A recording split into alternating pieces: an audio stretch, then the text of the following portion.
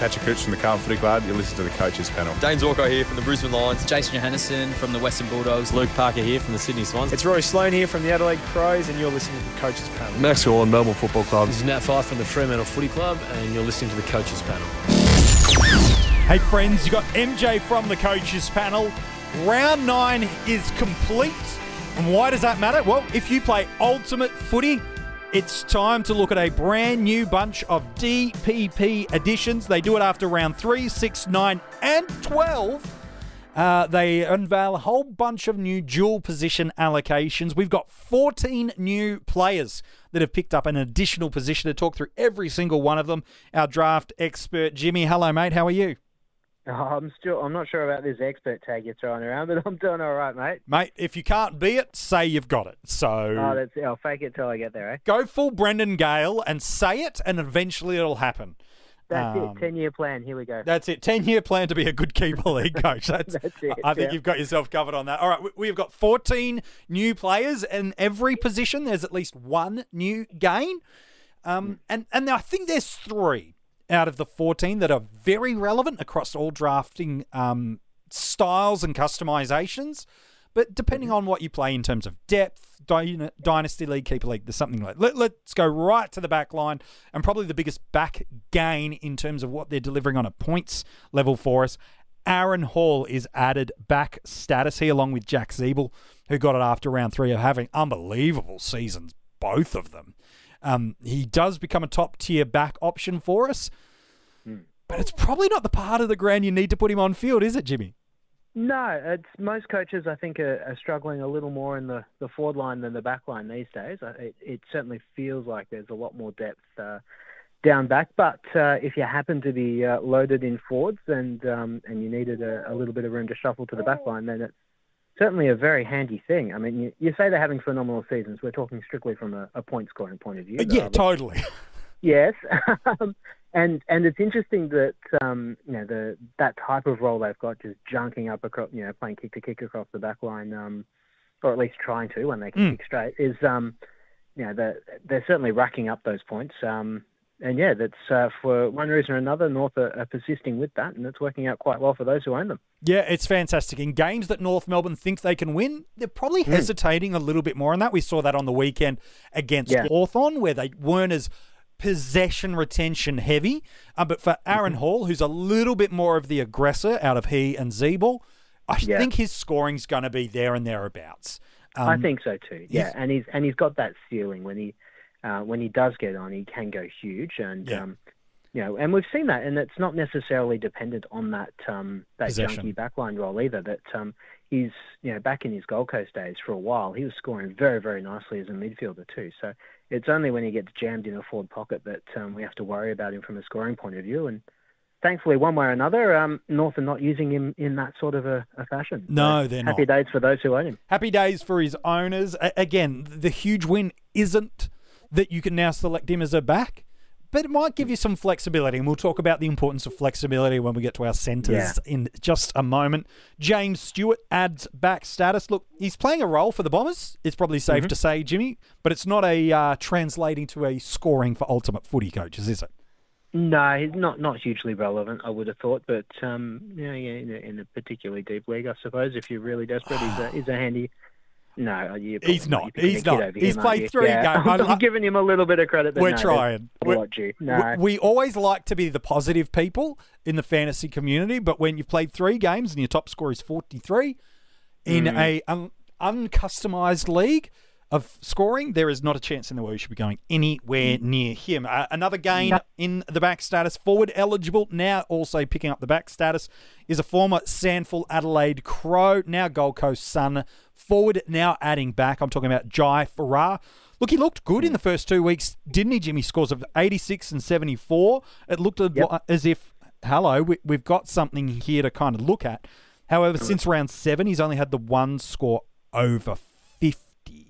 That's not great. Yeah. No, it's not ideal. It seems as though he's, in the reserves, he's had a little bit of a free rein to run and to get himself loose, and he took that into the seniors. And I suspect he's been told he needs to lock down a little bit harder, and it's not his job to be the free man necessarily that is racking up that extra possession. It's his job to stop someone else. So that's working out better for the Suns, I think, than when he was getting all that extra possession. But for those who own him, they'd be a little disappointed since probably burning an RFA pick on getting him earlier in the year. Yeah, it's true. Look, the injury to Jack Bowes might open up something. It might through there. I wouldn't be putting a lot of weight on that as a probable thing. Rather, I think 9.8% of coaches jumped off him last week and threw him back into the player pool.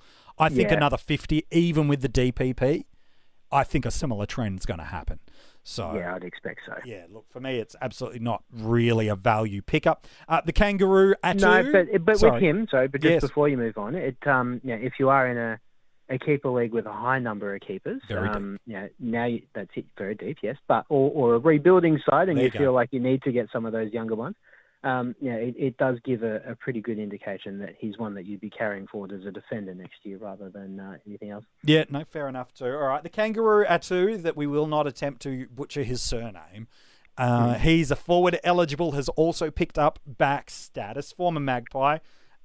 Again, right now, if we look at what our backs are delivering in contrast to our forwards, right now, again, before any of these players hit the system, they're already in the system. So any of these players, if they're in the player pool, you will have to register for a waiver wire or a restricted free agency pickup, and it will cost you your waiver wire selection if you want to go that way. If you've already got the players, the position's been added, it's already in the system, you can move these players in and around your team now. So Atu, for example, and again, before we look at these players, we had 63 backs that were averaging 70 or more that are currently in the game before these additions. We had just 54 in the forward line, meaning that right now it's harder to get a forward who could go 70 than a defender, it's safe to say. So it is. But you're going to have some teams that have been lucky with forward additions over the last little while. True. There's one or two this round that we'll get to shortly, I think, that will help out some coaches. There's been a couple of others over the last little bit, and if you happen to have picked up a couple of decent ones to start your season with, you may be one of those few coaches out there with a handful that are going 75, 80 or more that having now the ability to throw one back and get a 65-point defender off the park is, this could be quite useful. So I don't think we need to discount them straight off. It's obviously always team-by-team basis. Sure. And as you say, having that flexibility to move players around the park is there's definite value in that.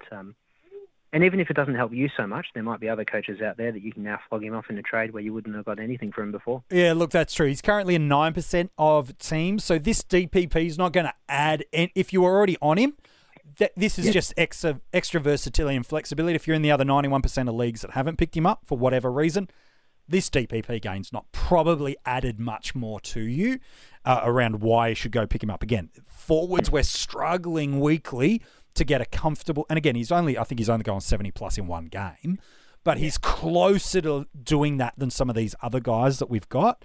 And North Melbourne, when they do have that possession-heavy game and he gets back on the field fit and healthy, it's showing that game style should be conducive to him potentially being more valuable than maybe a James Stewart. Yeah. Which is that's probably not the greatest contrast to put someone in there. All right, the last player to gain back status, and was really hyped about in the preseason. He had a blinder Amy Community Series. He scored 112. I've been advocating for in the last couple of weeks in this possible DPP articles that we drop at coachespanel.tv. Ultimate Footy have finally awarded it to him. It's fair enough too. The running man, Jack Sinclair, has picked it up. He's a of all the backs, he's probably the one that might help some on-field scoring for coaches. Oh, absolutely. And this is what you want. You want your midfielders getting the DPP status rather than just from one end of the field to the other, ideally. So he went through a little run of form where he was probably not worth having even as a defender, and a lot of coaches would have dropped him when he kept that mid-only status over the first couple of changes. But those who have persevered and been patient have finally been rewarded, so that's quite nice. Yeah, look, he scored a 102 plus 2 additional scores over 70 in his past 5 games, so that's solid for us. Yeah. Anytime you can get a guy that can pop a ton and give you a couple of 70s, whether it's bench cover, if nothing else, solid. Worth owning. Yeah, he's solid. Certainly worth a pickup. 3 new centres added to the game, and generally speaking, a player gaining centre status, it's not irrelevant but it's certainly not generally going to help you with on-field points. And some of these backs are the same. However, Jimmy, and we'll mention these players' names in a second, it does vary league to league in one big thing. If your league plays through the multi-buy rounds that are coming up in 12, 13, 14, squad versatility can be critical in some matchup victories.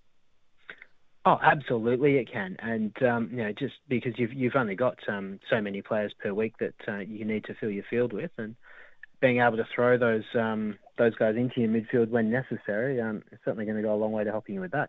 The other thing it feels too is that this year, I feel like we say this every year. I'd love to see some stats on it, but it feels like we've got a lot of big names, especially in the midfield, that are missing extended amounts of games this year. Neil, Adams, Crouch, and I'm sure that many others that have hurt coaches a lot over the journey, and so it's not uncommon at the minute to have to throw a forward or a defender into your midfield to cover those gaps from week to week as well. So having that flexibility, in a perfect world, you're never going to need to put them in your midfield, but having that ability to do so when you need them certainly helps an awful lot there.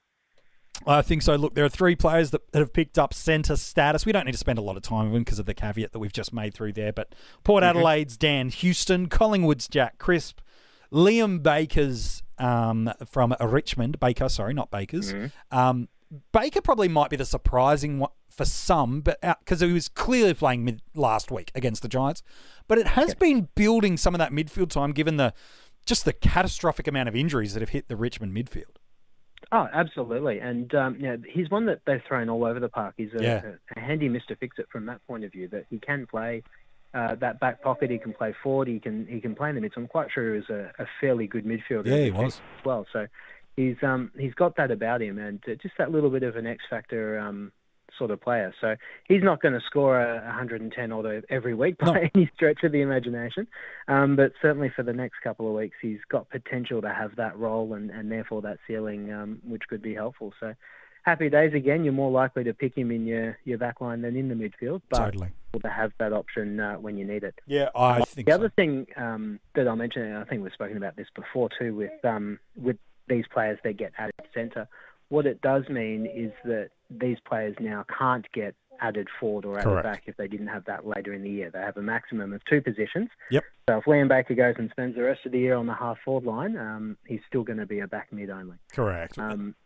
Yeah, and then the other thing from a keeper league point of view is that, again, as we hinted before, it's a good indication of what these players might end up finding themselves listed as next year too. So if you're a Dan Houston owner and you're not entirely sure that you want to keep him as a midfielder and that suits your trading plans and your succession plans to offload him, this is a good time to do so. Yeah, look, and someone like a Dan Houston, I thought he was, he's shown promise through the midfield.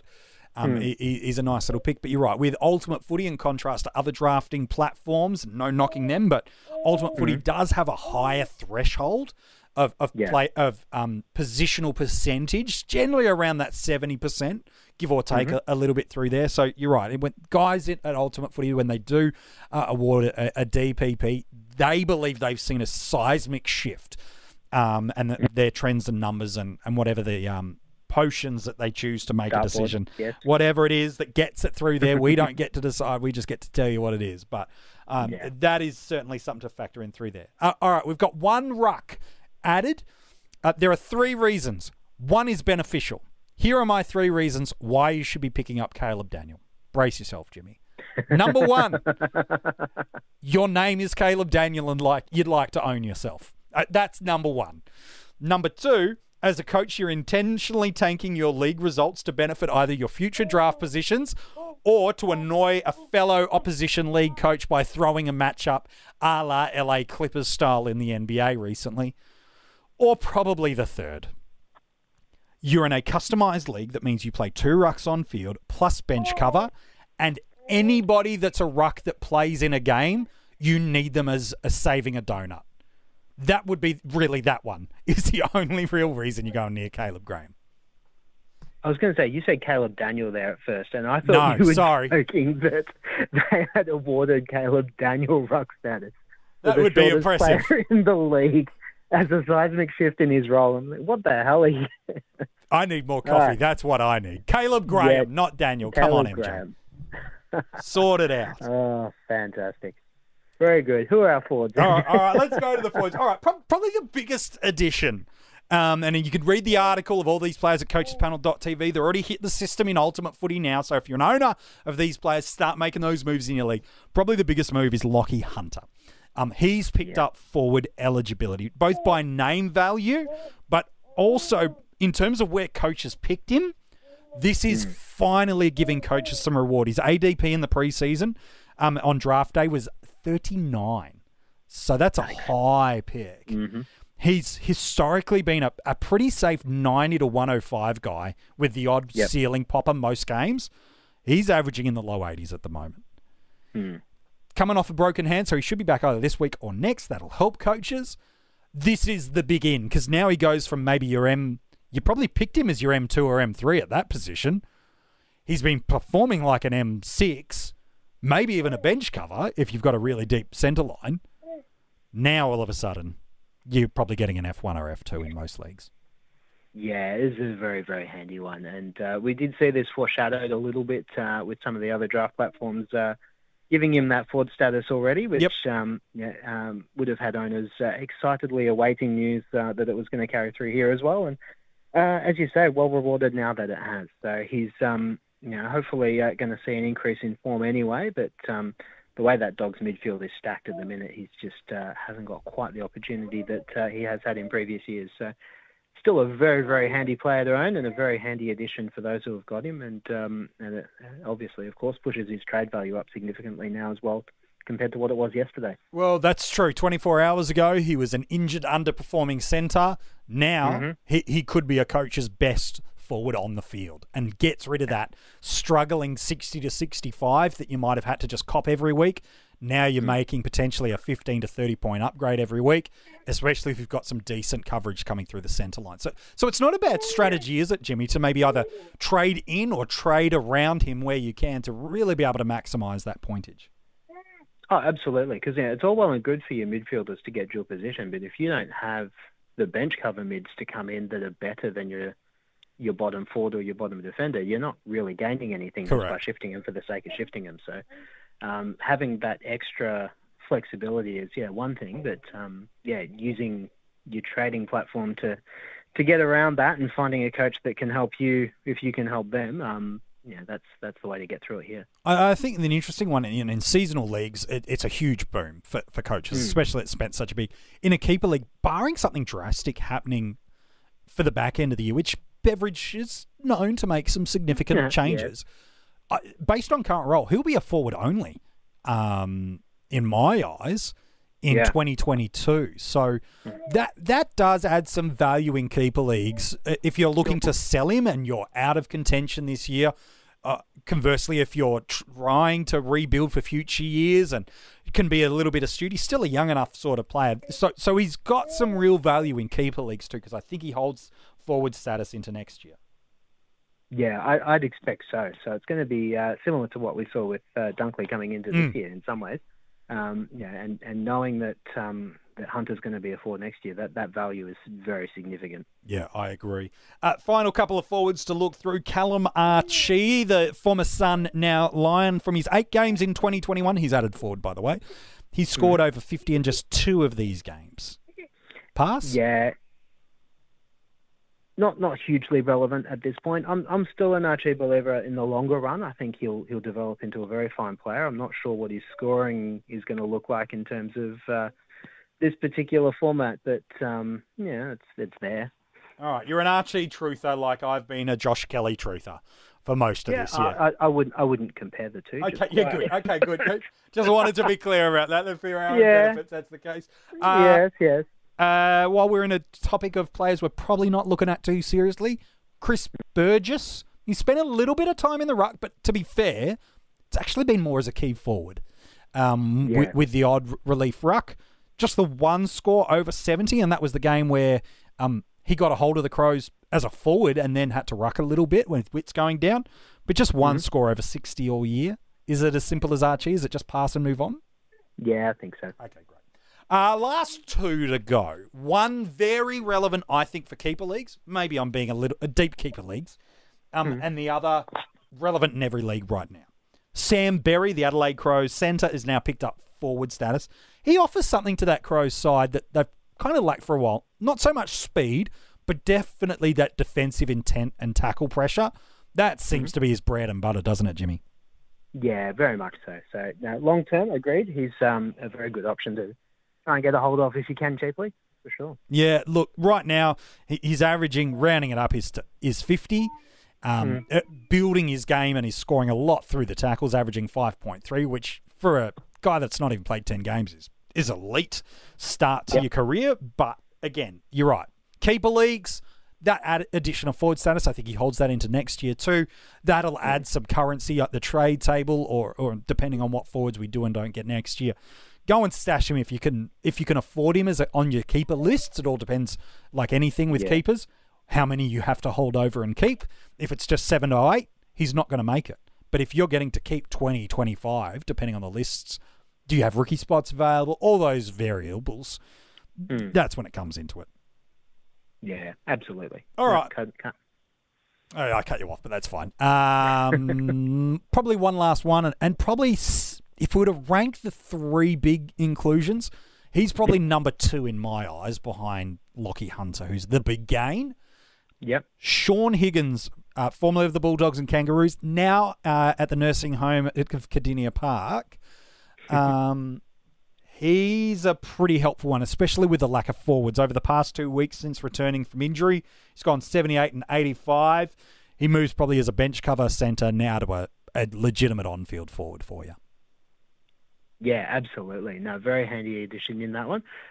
He's certainly not the player he was a few years ago by any stretch, but he can still put up a reasonable score. And when he's sitting as the sort of player that you really don't want to be using much more as your bench midfielder, he's now one that you can throw into the forward line with confidence that his bad scores aren't going to be completely awful, and his good scores are going to be very, very nice. So. That is a very handy addition for this year.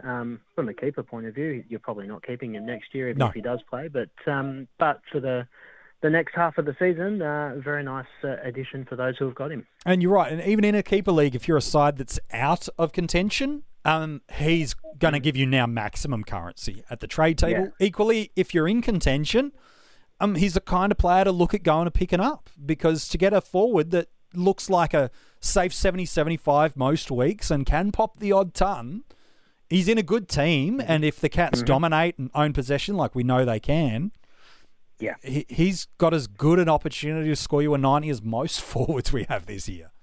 Oh, absolutely. And as you said before, Cardinia Park is something of a nursing home these days, so the potential that there's going to be some midfield opportunity through injury to others, much as we never wish that on anyone, is perhaps a little bit higher a chance to manifest here than it is with other clubs. So that's and when he does have that role, as we know, he can well score too. So that's very, very relevant addition, this one. Yeah, I think so. So those are the guys that gained DPP. There's a couple that people might be wanting to know where they are, what happened.